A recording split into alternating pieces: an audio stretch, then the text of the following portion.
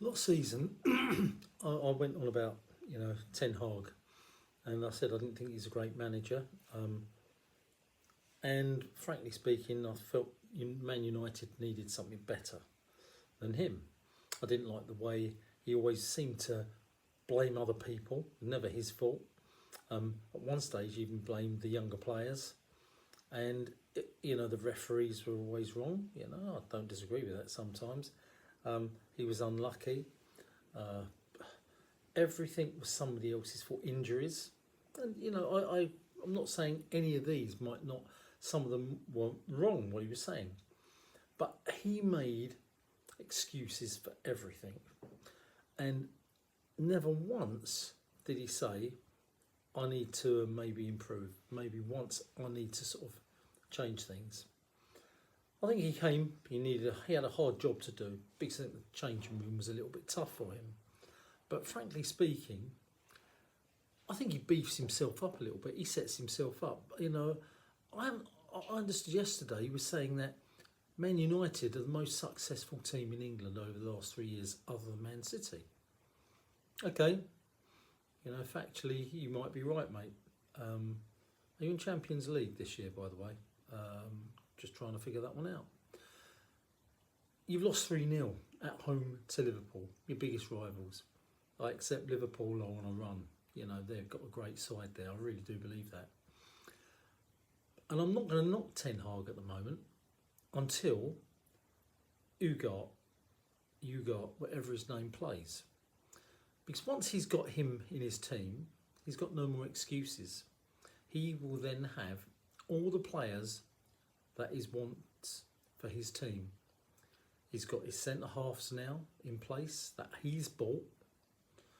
He's got his midfield that he wants, and he's now got Xerxes.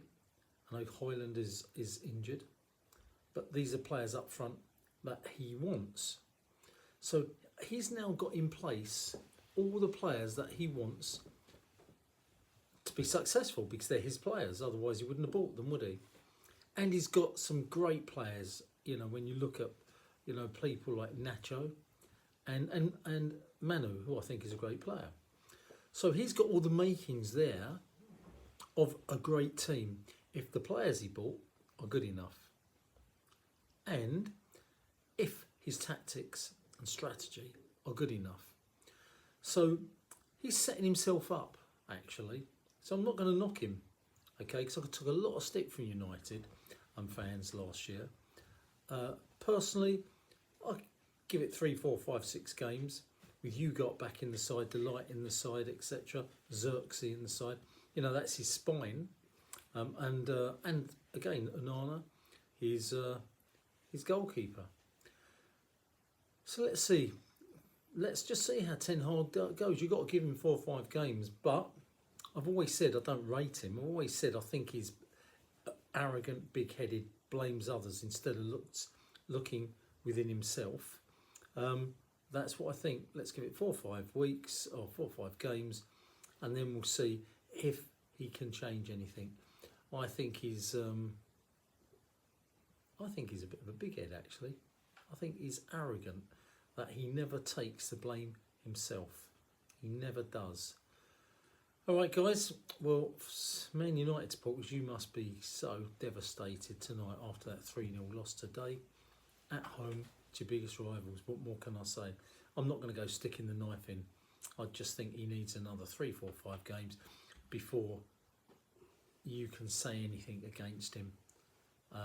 Because last season I said enough against him and I was smashed. I think I was proven right. But now he's got his team in, he's got his players in. Let's wait and see. Football Chat Uncensored, Reno talking, Ten Hag. Let's see if you're all mouth.